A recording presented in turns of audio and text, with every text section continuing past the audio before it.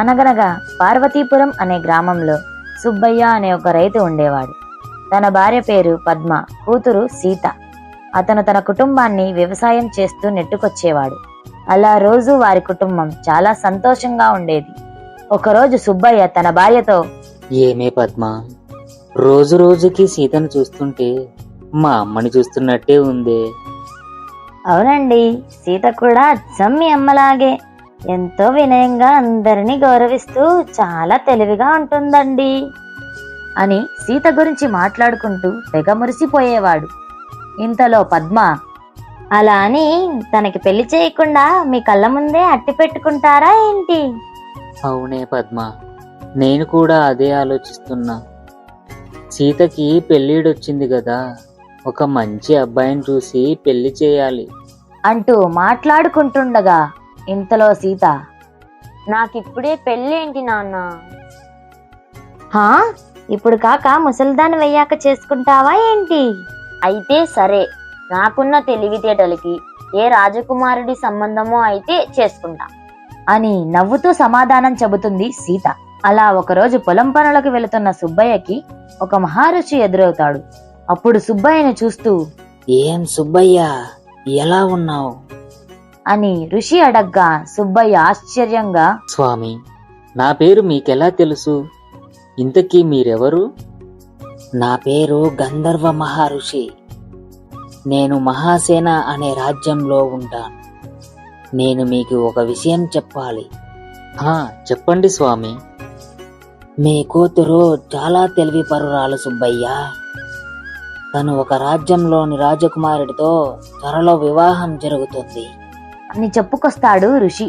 అప్పుడు సుబ్బయ్య నవ్వుతూ, ఊరుకోండి స్వామి, నేనేదో వ్యవసాయం చేసుకునే పేద రైతులం, మాకంత అదృష్టం ఉందంటారా అని నవ్వుతూ సుబ్బయ్య అక్కడి నుంచి వెళ్ళిపోతాడు. మరుసటి రోజు నుంచి ఋషి చెప్పిన మాటలు గుర్తు చేసుకుంటూ ఆలోచిస్తూ ఉంటాడు.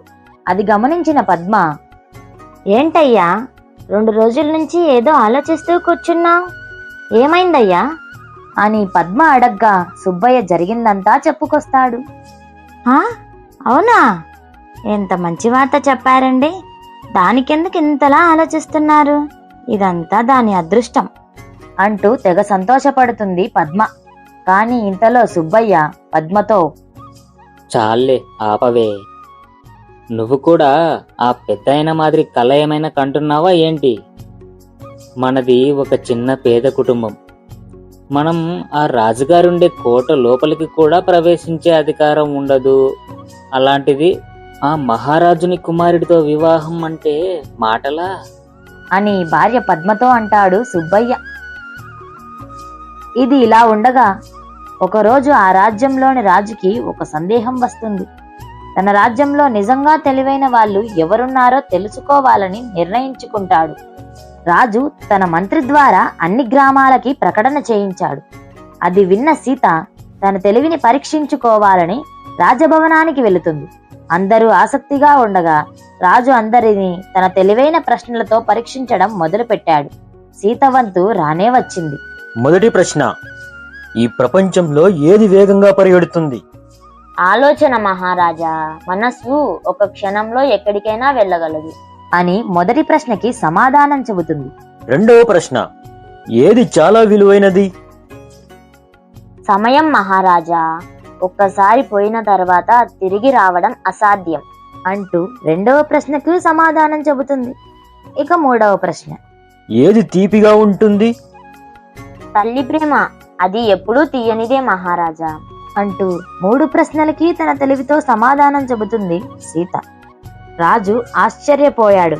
కానీ చివరి పరీక్షగా రేపు రాజభవనానికి ఒకటి తినగలిగే తినలేని వస్తువుని తెచ్చుకో అని చెప్పాడు. సీత ఇంటికి వెళ్లి మరుసటి రోజు పాలపొడి తీసుకొని వచ్చింది. రాజు ఆశ్చర్యపోతూ అడిగాడు, ఇది ఎలా తినగలిగే తినలేని వస్తువు అవుతుంది అని సీతని చూస్తూ ఆశ్చర్యంగా అడుగుతాడు. మహారాజా, ఇది పాలపొడి, దీన్ని ఇలా తినలేము, కానీ పాలల్లో కలిపితే తాగొచ్చు అని జవాబు ఇస్తుంది సీత. అది విన్న రాజు ఆనందించి, నిజంగా నువ్వు చాలా తెలివైన అమ్మాయివని చెప్పి సీతకి బహుమతి ఇచ్చి పంపిస్తాడు. అలా కొద్ది రోజుల తర్వాత ఒక చిన్న గ్రామంలో రంగయ్య అనే పాల వ్యాపారి ఉండేవాడు. తాను పాలు అమ్ముకొని జీవనం సాగిస్తుండగా అదే గ్రామానికి చెందిన రామయ్య అనే వడ్డీ వ్యాపారి రంగయ్య వడ్డీ కట్టలేదని అతని ఆవుని తీసుకొని పోతాడు. రంగయ్య ఆ రాజ్య మహారాజుకి ఫిర్యాదు చేయగా ఇద్దరినీ పిలిపించి విచారించాడు మహారాజా. కాని ఎంతకీ ఆవు ఎవరిదో అర్థం కాక రేపు ఉదయం ఇద్దరినీ రమ్మని చెప్తాడు. అలా ఆలోచిస్తూ ఉండగా ఒక ఉపాయం దొరుకుతుంది. తన తమ్ముడిని పిలిచి ఆ తెలివైన అమ్మాయి సీతని పిలుచుకురమ్మని చెప్తాడు మహారాజు. అలా మరుసటి రోజు ఉదయం విచారణ మొదలుపెట్టారు. వీళ్ళ ఇద్దరికి ఒక తాడు ఒక కర్ర ఇప్పించండి మహారాజా అని సలహా ఇస్తుంది సీత. మొదట వడ్డీ వ్యాపారి కర్రతో కొట్టి తాడుని లాగాడు. కాని ఆ ఆవు రాకుండా మొండికేస్తుంది. ఇప్పుడు పాల వ్యాపారి, క్షమించండి మహారాజా, ఆ ఆవు నాకు తల్లితో సమానం. తన వల్లే నేను నా కుటుంబం సంతోషంగా జీవిస్తున్నాం. నేను కొట్టలేను మహారాజా అని పాల వ్యాపారి కొట్టకుండా తాడుని లాగుతాడు. అప్పుడు ఆ ఆవు తన వ్యాపారి దగ్గరికే వస్తుంది. ఈ ఆవు పాల వ్యాపారిదే మహారాజా. ఈ వడ్డీల వ్యాపారి మీకు అబద్ధం చెప్పాడు అని ఆ సమస్యని పరిష్కరిస్తుంది. సీత తెలివిని మెచ్చిన మహారాజు అభినందిస్తూ సమస్య వచ్చినప్పుడల్లా పిలుస్తుండేవాడు. అలా కొద్ది రోజుల తర్వాత మహారాజు కుమారునికి వివాహం చేయాలని నిశ్చయించుకుంటాడు. అన్ని రాజ్యాల నుంచి అందమైన యువతులను పిలిపించగా ఒక్కరు కూడా నచ్చేవారు కాదు తన కుమారునికి. ఏం చేయాలో అర్థం కాక అడగ్గా నేను సీతనే వివాహం చేసుకుంటానని చెప్పుకొస్తాడు. కాని మహారాజుకి అస్సలు నచ్చేది కాదు.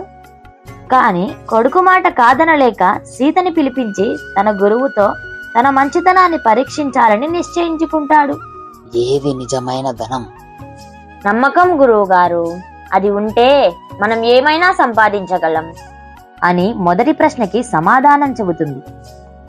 ఈ ప్రపంచంలో ఏది అతి గొప్పది? జ్ఞానం. అది ఉంటే మిగతావన్నీ సంపాదించవచ్చు అంటూ రెండవ ప్రశ్నకు సమాధానం చెబుతుంది. ఇక మూడవ ప్రశ్న, ఏది మనకు దూరంగా ఉన్నా దగ్గరగానే ఉంటుంది? తల్లి ప్రేమ. ఎంత దూరంలో ఉన్నా మన గుండెల్లోనే ఉంటుంది అంటూ మూడు ప్రశ్నలకి తన తెలివితో సమాధానం చెబుతుంది సీత. మహారాజా, సీత చాలా తెలివైన అమ్మాయి మాత్రమే కాదు, చాలా గుణవంతురాలు కూడా. తను నీ కుమారునికిచ్చి పెళ్లి చేయడం మీ రాజ్యానికే వన్నె తీసుకొస్తుంది మహారాజా అని చెప్తాడు తన గురువు. రాజు సంతోషించి తన కుమారుడితో వివాహం జరిపించాలని నిశ్చయించి సీత తల్లిదండ్రుల్ని పిలిపించి వివాహం జరిపిస్తాడు మహారాజు. అలా తన తెలివితో ఆ రాజకుమారుడిని పెళ్లి చేసుకొని ఆ రాజ్యానికి రాణిగా మారి తెలివిగా పాలన చేస్తుంది.